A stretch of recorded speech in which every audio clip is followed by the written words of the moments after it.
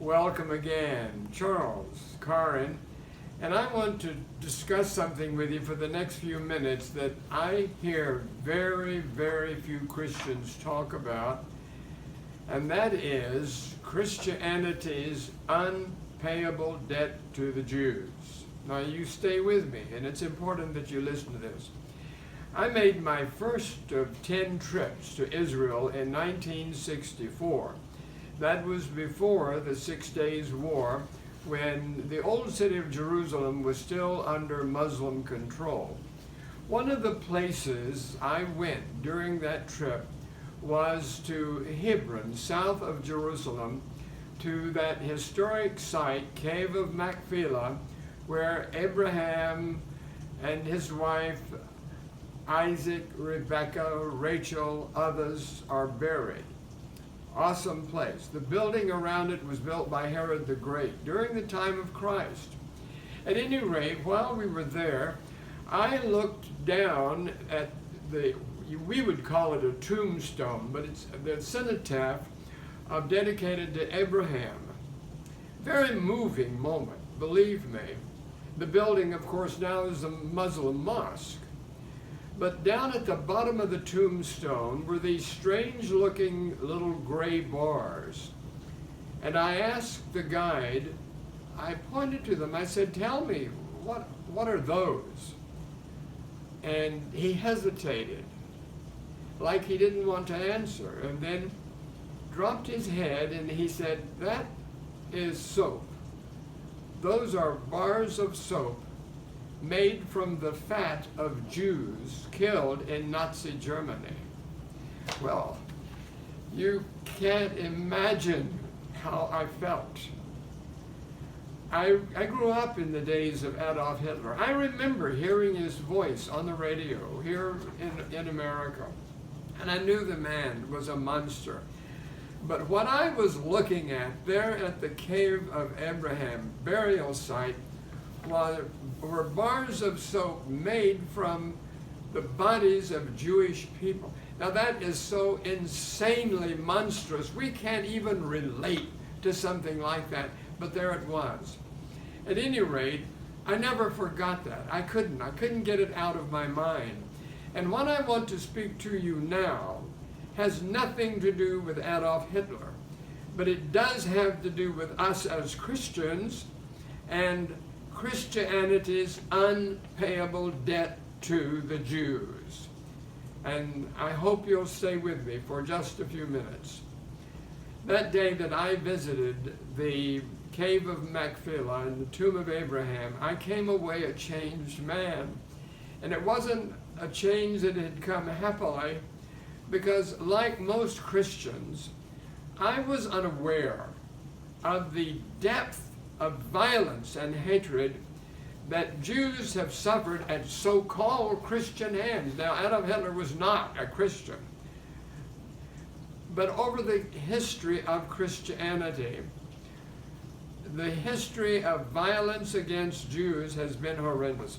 In fact, back in April of 2019, I wrote an article, published it in my Gentle Conquest publication, entitled that very way, Christianity's Unpayable Debt to the Jews. You probably are not aware that in the early centuries of Christianity, in the early 300s, even at the Council of Nicaea, which is an important Christian council, and the document that came from that council, the Nicene Creed, which we evangelicals can endorse today and do. But at that same council, not in the document I'm referring to, but other considerations, Jews were spoken of in very horrendous ways. Emperor Constantine was present at that council, and in his day made it a death offense for a Christian to marry a Jew, or a Jew to be married to a Christian. They were both put to death. And that began horrible, horrible history in Christianity. Now, earlier I talked about the fact that Catholic history and evangelical history is absolutely not the same.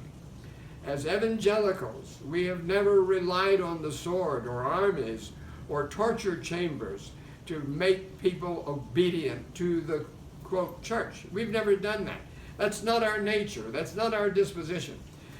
But the Jews do not know the difference between Catholics and evangelicals.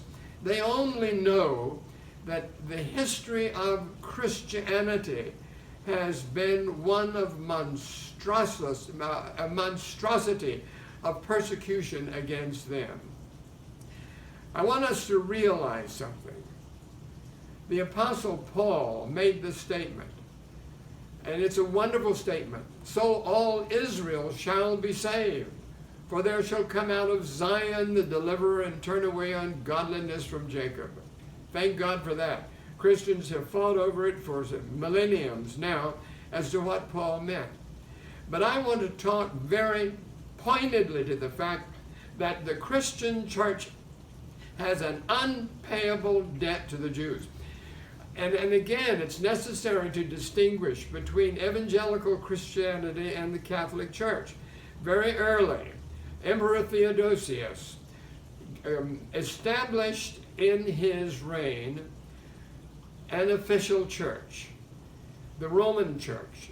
And as emperor, he favored that, gave it imperial power. And the church, in taking that power, later used it in horrible ways against Jews. In early Europe, Jews were burned at the stake.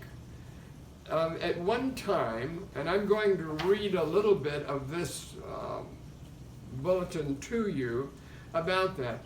But for example, during the early Crusades, Jews living peaceably with Muslims in Jerusalem, when the Christian Crusaders arrived, all of the Jews were driven into Jerusalem's biggest synagogue, and then it was set afire. By whom? By so-called Christians.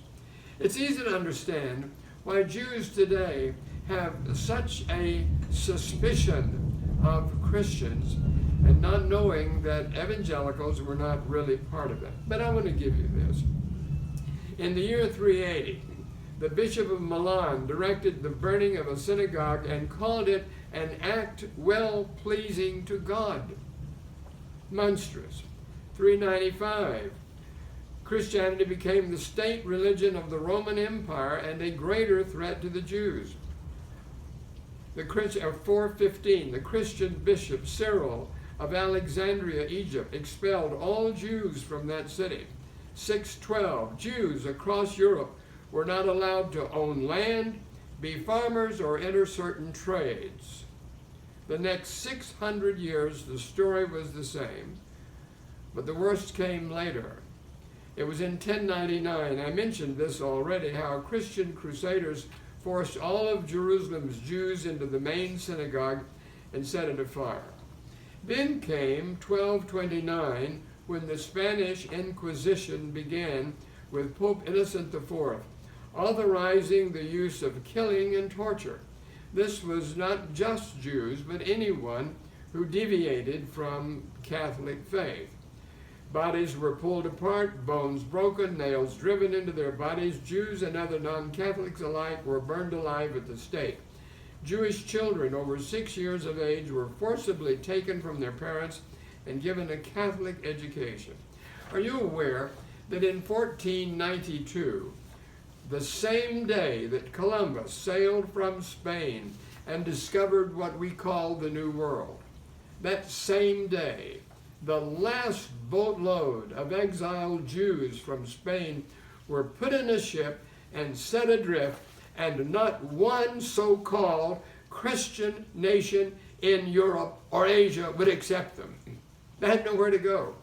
Fortunately, the Muslims of Turkey did accept them, and they were granted asylum and safety there. Now, the history of Christianity is that, what I'm telling you. And here is our problem. Evangelical Jews, we've never participated in that. But Jews don't know the difference. They don't understand. And they do, of course, respond and recognize anti-Semitism in our day. When I was pastor of a church here in Delray Beach, Florida, 40 years ago, you know what I did? Our church every year hosted what we called a salute to Israel.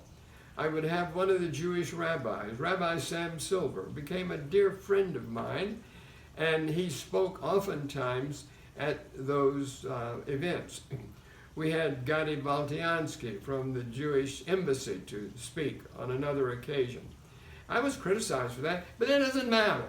That doesn't matter one bit. I wanted to extend to the Jewish community here in South Florida, which is enormously large.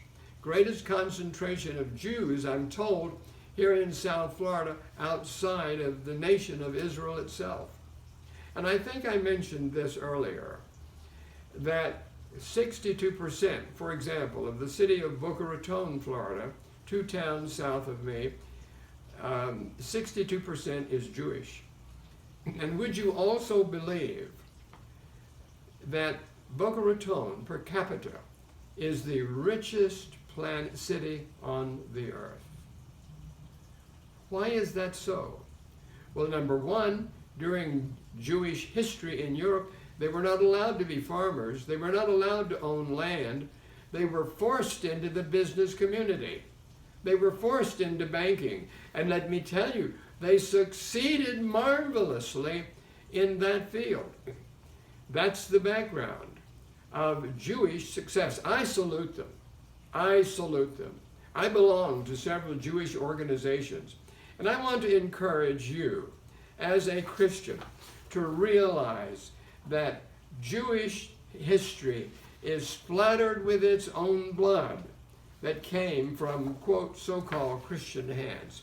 Now, in our day, we have an obligation to reverse that. We have an obligation to correct it.